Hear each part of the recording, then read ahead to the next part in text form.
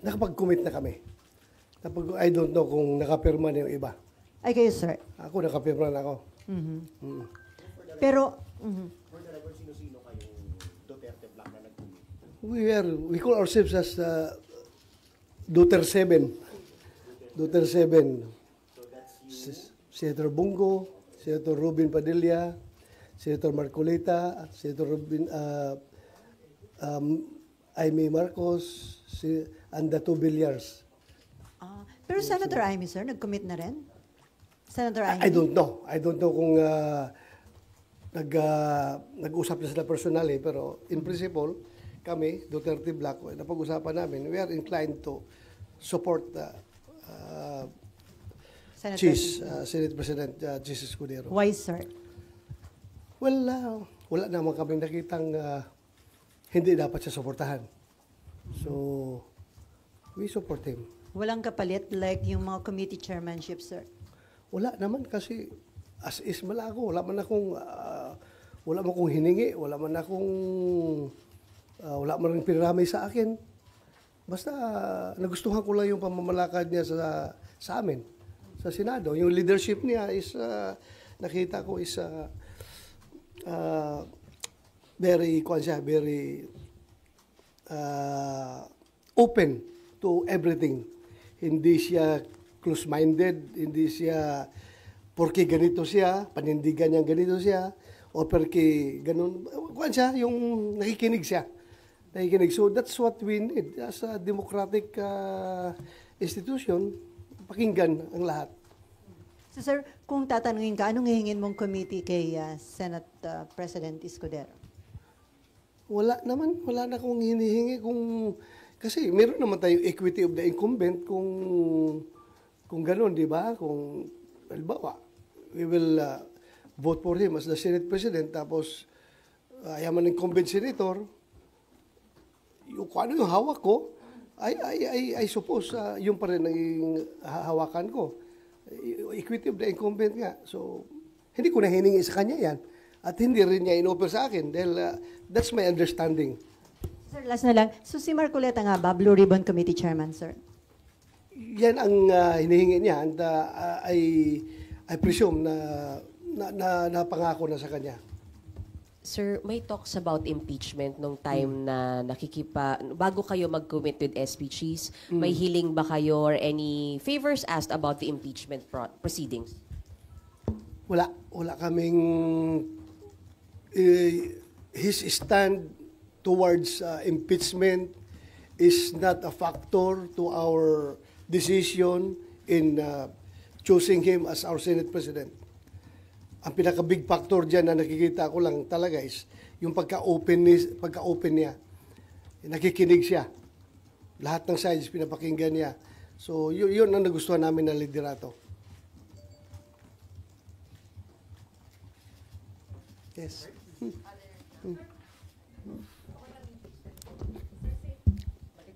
Sa impeachment, sir, di ba po, nag-move kayo para i-dismiss yung articles of impeachment noong June 10. Uulitin niyo po ba yan pag nag-reopen kayo? Yung hihingin na ho ba yan? Hihingin ba yan ng Duterte 7? Mag-usap pa kami. Titingnan namin.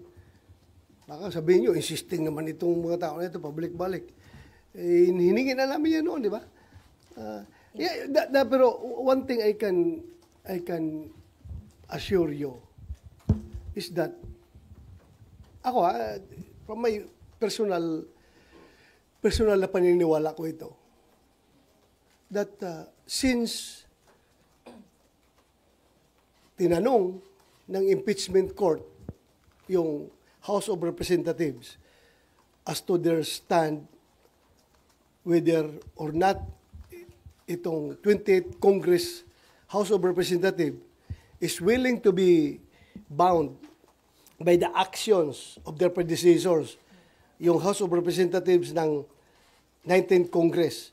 Are they willing to continue or are they willing to be to bind themselves to whatever actions that were took place during the previous Congress? You can expect me also to raise the same question sa floor once the 28th Congress convenes. Itatanong ko rin na tinanong natin yung House of Representatives. Why not ask ourselves also? Di ba? Pareho lang naman. Pareho lang. So, tanungin rin natin yung Senate of the 28th Congress kung are they willing to be bound by the actions of the previous previous Senate of the 19th Congress. So, So, Senator, ibig sabihin, bago kayo mag-decide kung i-dismiss or hindi, paano po yung scenario? Kailangan po bang magbotohan kung sa tingin ng Senado ay may jurisdiction kayo o wala dun sa impeachment? Yun. Dapat, it has to be established. It has to be established by the Senate, not by the impeachment court. By the Senate. So, paano We are ibig talking sabihin? about new composition ng Senado. So I am asking the Senate, not the impeachment court. Ha? Senate nga tinatanong ko kasi nga bago ang composition ng Senate compared doon sa previous Senate. So magiging iba na naman ang composition ng impeachment court. Di ba? Pero itatanong ko yan dito sa plenaryo namin as a Senate, not as an impeachment court. Di ba? So, yan na po ba yung sa inyong pito, sir? Sorry. Yan na po ba yung para ano ba? Yan ang i-raise ninyo? 7? Solid 7? I hope they are going to support me, but hindi pa namin napag-usapan yun. As I've said, personal ko lang yan na paniniwala na kailangan tanungin rin natin itong Senate of the 28th Congress.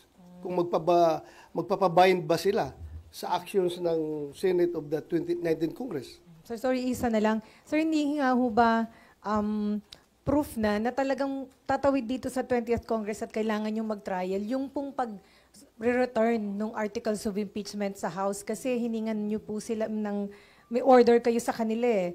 Na-comply na yung isa, sir, yung certification na in compliance daw with the Constitution, yung pong articles, and then magko-comply din daw po dun sila sa pangalawang order.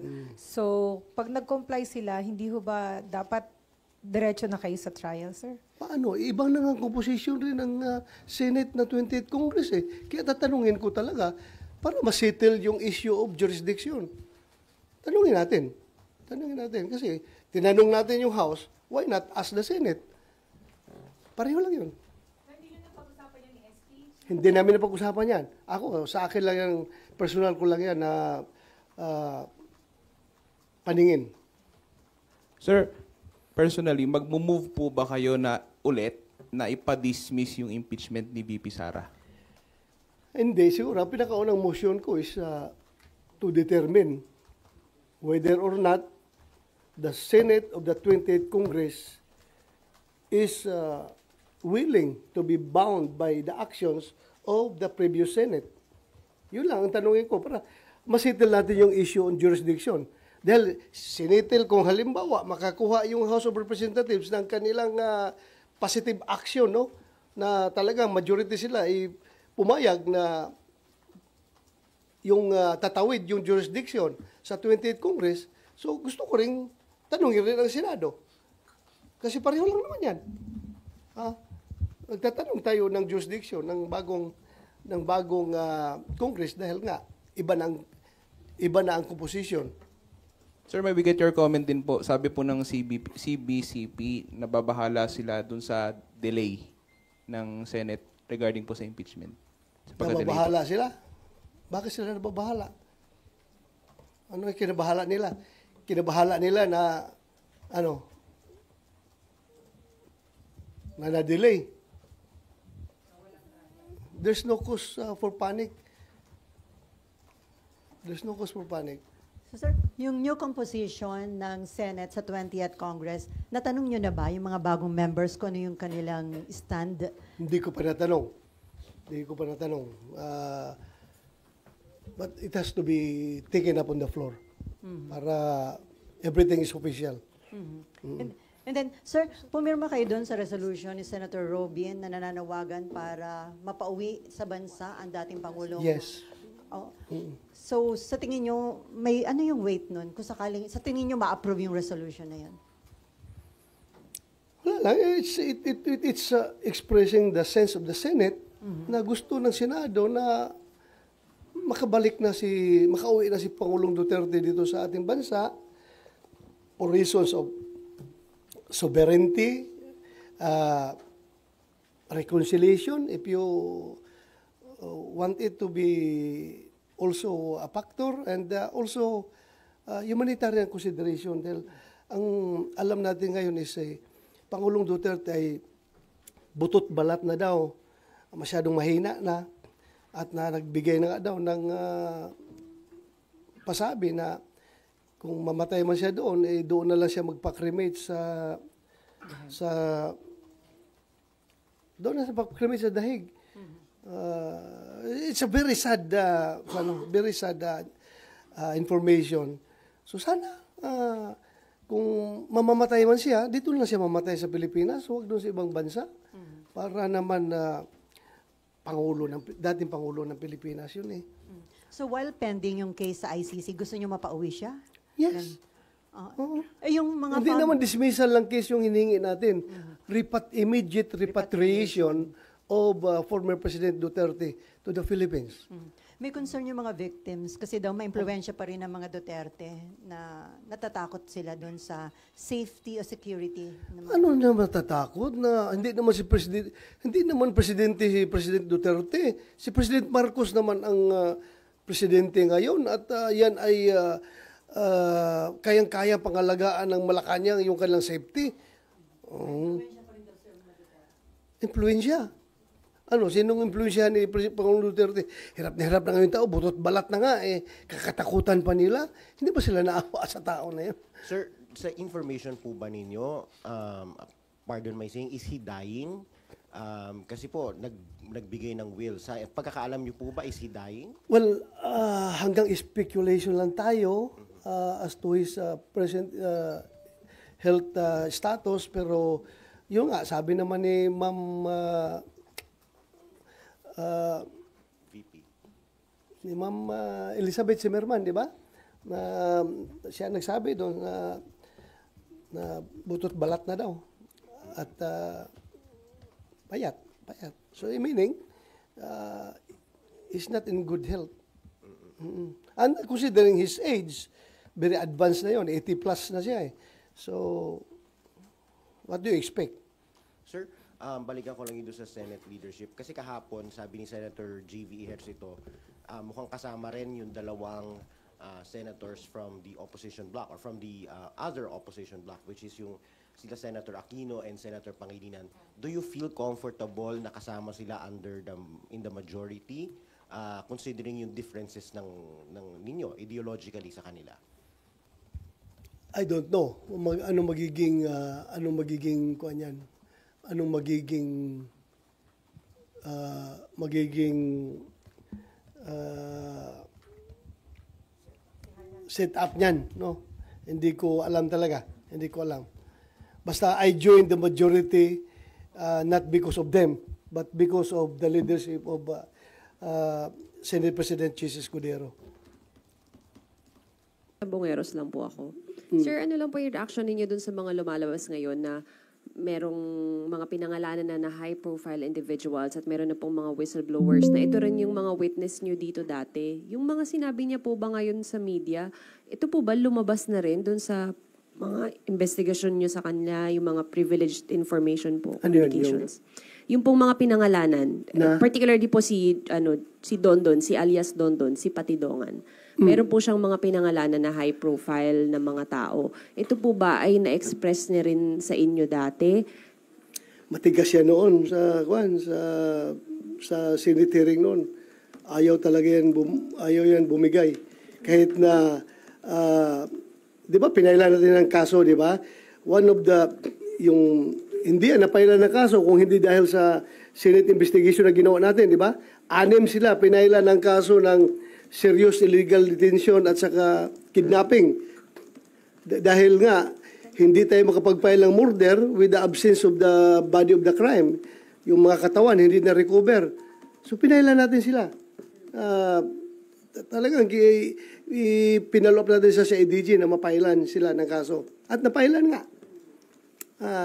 Pero yun nga, yung follow-up sa committee report natin, we directed the CIDG and the NBI to continuously investigate the case para talaga matukoy kung sino yung mga malaking tao na nasa likod. Dahil the disappearance of 34 man yun, di ba, ang ating record sa committee, there were 8 cases that we investigated, 8 cases involving 34 missing sabongeros.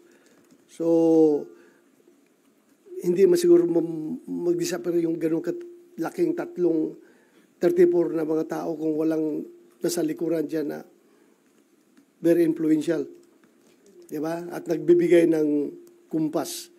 Sa atin lang, at that time, we don't have the evidence to connect to the management ng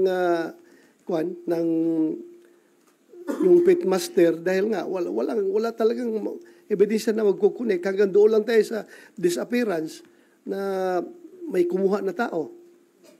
Pero Sen, dahil may bago ng mga lumabas na mga ebidensya at mga testigo, bubuksan niyo po ba ulit yung Senate inquiry kaugnay dito? Nag-close na ba tayo? Nag-close na? May We have already closed our committee investigation and we have already submitted our committee report and it was adopted by the Senate. So yung aming committee report was adopted by the Senate. So unless siguro kung merong mag-file lang resolution from one of our colleagues, then I will be forced to reopen the investigation. As former PNP chief, ano masasabi niyo? Marami daw mga police officer ang involved, parang binayaran para gawin yung pag-kidnap at pagpatay dun sa mga victims. It's possible. Kasi nga, yung isang kaso doon na si Lasso, sino yun, Joe? Yung pinick up sa bahay nila, ipinasok, positive doon sa hearing mismo, positively identified yung mga pulis na inibitahan natin, mga intelligence operatives ng Batangas PPO, na sila yung nag-pick up kay Lasso. Lasco sa saan yun? Sa San Pablo, Laguna. San Pablo City. So, identify siya. Ayaw ko kung nakasuhan sila, di ba? Tapos ano na? Wala pang update. Basta nakasuhan yun, yung mga pulis na yun. Kinasuhan yun. Dahil nga, positively identified nung mother, yung wife, at nung sister ni Lasco na sila yung pumasok dun sa bahay. So how do you feel na parang napapagamit itong mga police in exchange of money? I'm very, noon pa yan sinasabi ko, napakasama noon na magpagamit tayo sa sindikato, if you call it sindikato, police ka, you are there to uphold the law, you are there to enforce the law. Ngayon, binayulit mo yung batas para sumunod kung sino man nag-utos sa'yo na, I'm sure, in consideration of money. Ano pang motivation mo doon? Nagagawin yon kung hindi ka sinusuhulan. That's beyond your job description as a police operative na magkidnap ng tao at pumatay ng tao at itapon kung saan-saan. Pero sa tingin niyo, sir, credible yung whistleblower? Kasi ang dami niyang pangalang minention, may celebrity. As far as credibility is concerned, sa akin, mas credible sana siya kung nagsalita siya noon pa, nung dito sa Senate investigation. But still, credible pa rin siya dahil kahit na-late na siya bumaligtad, knowing his closeness to the personalities involved, then mayroong siyang sinasabi. Sir, Sir, sorry. Sir, punta ako sa online gambling. May we know your stand lang since ilang panukala na po yung final ng mga kapwa niyo, Senador, either seeking to strictly regulate or total ban. Kayo po, sir, on online gambling po. Ako dapat ban yan eh. I-ban yan kasi maraming nasisirang buhay dyan. Aside from doon mga missing sa bungiros, no? Dahil ngayon, sa online pa rin yun nangyari, di ba? Aside doon na may namamatay, marami akong nabalitaan talaga na may mga security guard na tumalon na lang sa tulay, nagpakamatay dahil wala ng pera. May bata na nagpatiwakal dahil na hook sa online gambling. So, alam natin yung kung magkakapera man ang gobyerno, ang revenues from online gambling is not enough to compensate the moral decay, the social cost of that it brings, yung online gambling. So not enough yung stricter regulations, sir? Ah? Not enough yung stricter regulation? Not enough. Kasi alam mo, Filipinos are very, yung ingenuity ng Filipinos to go around the bush ay napakagaling. Kaya maisahan pa rin tayo yung regulation dyan. Mahirap pa rin. Lalo na sa online. Hanggang ngayon, wala pa tayong magandang solusyon para dyan.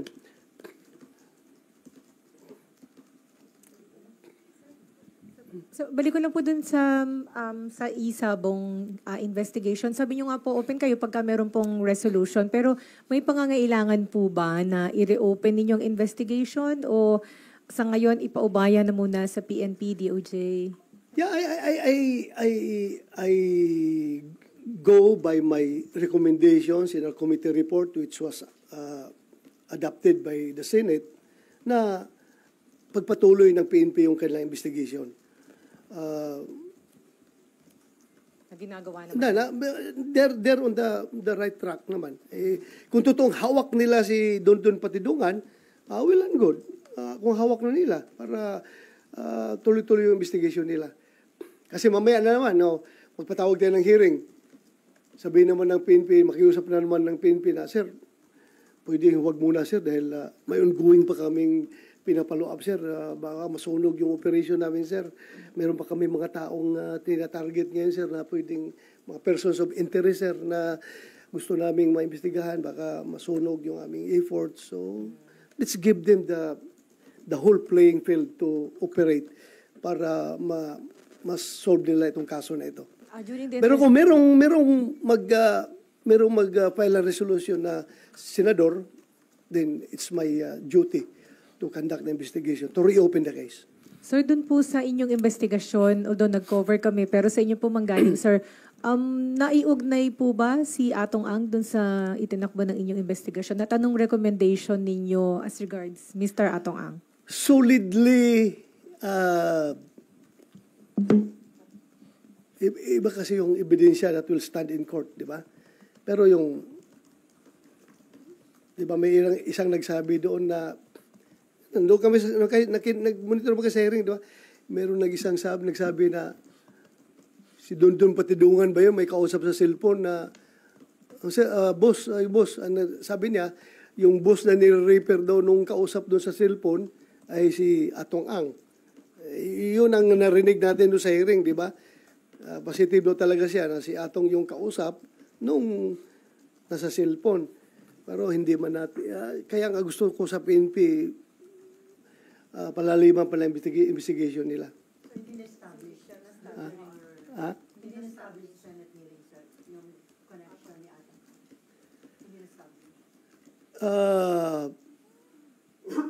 Administratively established dahil nga sila ang manager, sila ang presidente ng kumpanya kung saan last touch doon nawala. But criminally, kaya nga hindi tayo pati ang PNP at NBI mismo, hindi nakapag-file ng kaso directly linking Atong Ang because walang direct evidence. Pero ngayon, na meron ng itong testimonial evidence na pinoprovide ni Don Patidungan, din pwede nilang mapile yun.